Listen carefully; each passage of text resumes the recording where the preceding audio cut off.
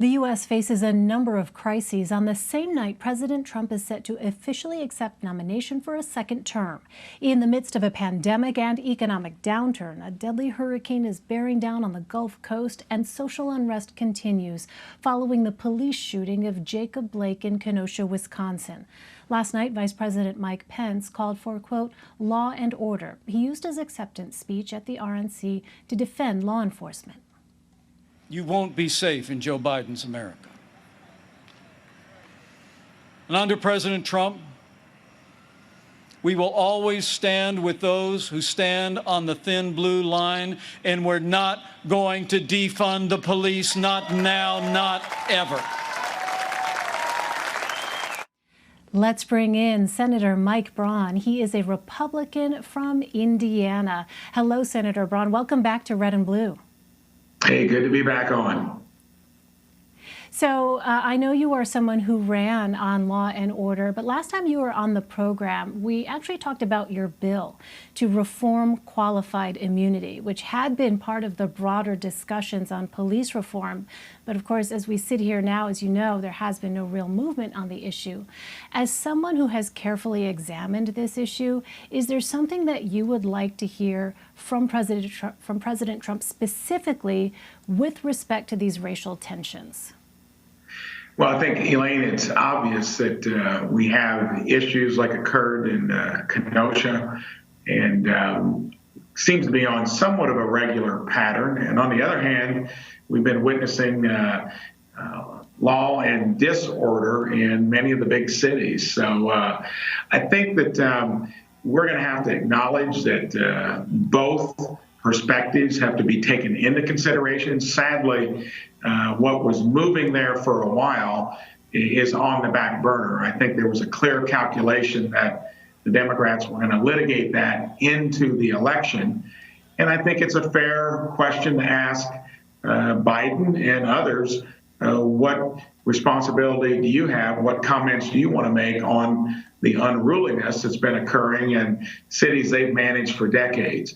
On our side, I think that we've got to look as well into what we do to try to promote reforms. And to me, it stigmatizes the hard work, the risky work that law enforcement does every day. And I think that for their own benefit, we need to see how that might change. When I got involved in it, that was going nowhere because there was no real interest in trying to craft a broader solution. But as we can see from what's been going on, we're no closer to resolving it. So I think it takes movement on both sides. Do you think that President Trump can play a role with his remarks tonight in helping to perhaps ease the tensions with all of the demonstrations that we have been seeing? Or do you think it's too late to try to bring the country together? Well, you know, the closer we get to the election, it's going to be difficult to solve any of these issues. I think when Tim Scott introduced the bill back months ago, and we couldn't get any Democratic support for it, that's when it got politicized. Now, whether President Trump politically can kind of lower the decibel level, can ease tensions, it'll be interesting to see if he discusses it. I do think, though, that the dynamic has pivoted strongly towards law and order. And I think that that could be a winning issue for the president. I think the other thing he's got to focus on is what is his agenda going to be when he does get reelected. And I'd love to see some comment about reforming health care. He's been a vocal voice on that. So I think you need to talk about the issues pressing us currently. Most importantly, when COVID-19 is in the rearview mirror with a vaccine and/or therapeutics, we had a lot of issues burning among most senators, mostly related to the high cost of health care. I'd like to hear him weigh in on that as well. Senator, our time is running short here, but I do want to ask you here, with Hurricane Laura bearing down, do you think that the federal government is prepared to handle the aftermath of a major hurricane in the middle of a pandemic? As you know, there have been questions raised about FEMA's preparedness. I think from what I've seen out of President Trump, as much as he is railed against in terms of not being prepared by the opposition, I think it's a faux argument, number one. I think we will be ready to go.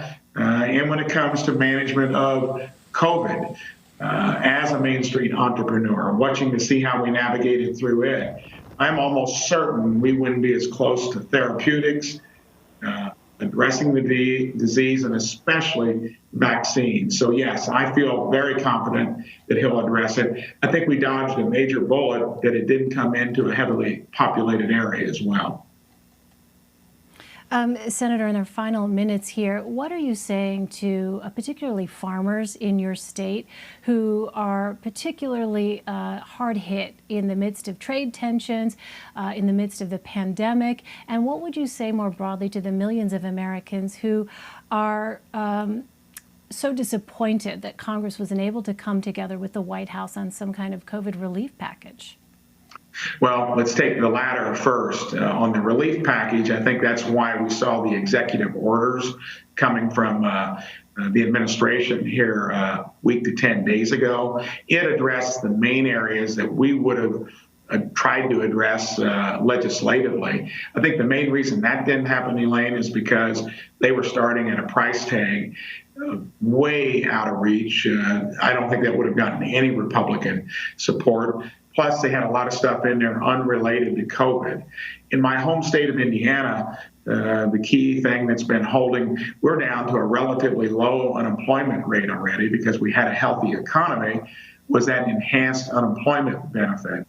So that being at $300 through the administration, maybe hit the right spot for a while. Most of my Hoosier business owners and entrepreneurs think that might be too much competition with getting people back to work. When it comes to farmers, that's the next hardest job to law enforcement.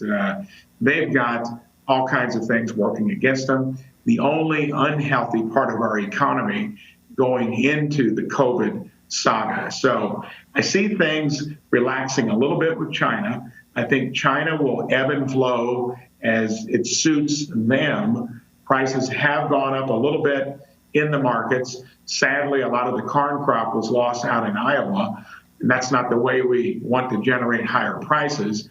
Farming has got long-term issues of having so few suppliers that sell inputs at a very costly level. They've got markets that have been in the doldrums for now years upon years. Last good markets were 09 to 13.